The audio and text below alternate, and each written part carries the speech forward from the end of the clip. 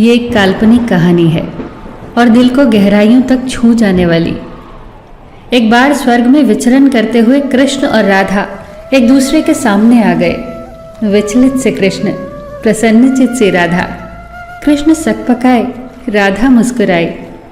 इससे पहले कि कृष्ण कुछ कह पाते, राधा बोल उठी, कैसे हो द्वारिकाधीश। जो राधा उन्हें कान्हा कान्हा कहकर बुलाती थी, उसके मुख से द्वारिकाधीश का संबोधन कृष्ण को भीतर तक घायल कर गया।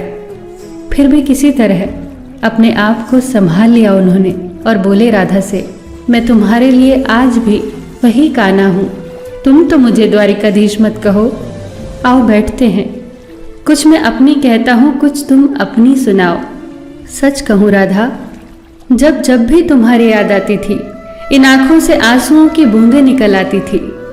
राधा बोली, मेरे साथ ऐसा कुछ नहीं हुआ। न तुम्हारी याद आई, न आंखों से आंसू बहा, क्योंकि हम कभी तुम्हें भूले ही कहाँ थे। जो तुम याद आते, इन आंखों में तो सदा तुम ही थे। कहीं आंसुओं के साथ निकल न जाओ, इसलिए रोते भी नहीं थे। कान्हा, प्रेम से अलग होने पर तुमने क्या खोया, इसका एक आईना दिखाऊं तुम्हें। कुछ कड़वे सच प्रश्न सुन पाओ तो सुनाऊं। कभी सोचा है इस तरक्की में तुम कितने पिछड़ गए। यमुना के मीठे पानी से जिंदगी की शुरुआत की और समुद्र के खारे पानी तक पहुंच गए। एक उंगली पर चलने वाले सुदर्शन चक्र पर भरोसा कर लिया और 10 उंगलियों पर चलने वाली बांसुरी को भूल गए। कान्हा, जब तुम प्रेम से जुड़े थे तो जो उंगली गोवर्धन पर्वत उठाकर लोगों को विनाश से बचाती थी, प्रेम से अलग होने पर वही उंगली क्या क्या रंग दिखाने लगी। सुदर्शन चक्र उठाकर विनाश के काम आने लगी। कान्हा और द्वारिकाधीश में क्या अंतर होता है बताऊं? कान्हा होते तो तुम सुदामा के घर जाते, सुदामा तुम्हारे घर नहीं आता। युद्ध में और प्रेम में यही तो फर्क होता है। युद्ध में आप मिटाकर जीतते हैं और प्रेम में आप मिटकर जीतते हैं। कान्हा, प्रेम में डूबा हुआ इंसान दुखी तो रह सकता है, पर किसी को दुखी नहीं कर सकता। आप तो कई कलाओं के स्वामी हो, स्वप्न दूरदृष्टा हो, गीता जैसे ग्रंथ के दाता हो, पर आपने ये क्या निर्णय लिया? आपने अपनी पूरी सेना कौरवों को सौंप दी और अपने आप को पांडवों के साथ कर लिया।